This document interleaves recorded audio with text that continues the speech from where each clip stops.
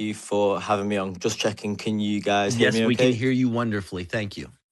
Fantastic, fantastic. It's the first time up here, so excuse me if I'm a little bit nervous or stuttering at any point. So, going through protocol, my name is Ollie. I'm from Northwest England and I started trading in 2021, initially just support and resistance, breakouts, that sort of thing, and then went through learning gold back. And then from 2024, I started studying ICT concepts in a lot more detail. So the way that I engage in price is I enter the market trading from 9:30, looking at an ideal draw on liquidity where I'm anticipating the market to reach for, and then waiting for the opening range gap to form, using that in some degree. I guess I don't really have a specific model, so to speak, and I'm just looking for evidence to support my theory of long or short. And one thing that I think I wanted to ask Michael is when it comes to managing my trades and my stop loss placement at the moment, and for the past the past few months, so to speak, I have been wanting price to stay. Let's say, for example, it's a bearish PD array.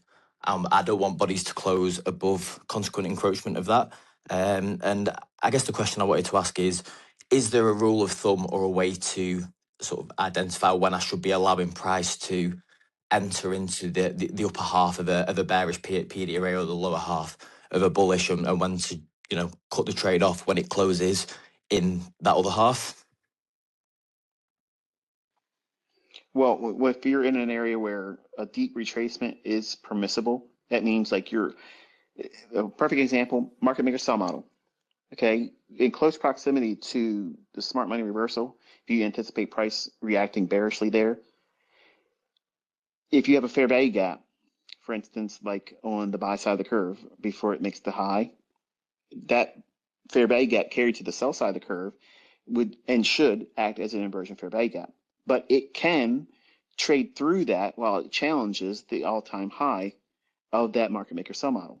So that would be permissible. But once it breaks down, having done that, it can only be used if it goes back up into it halfway and leaves the body outside the upper half.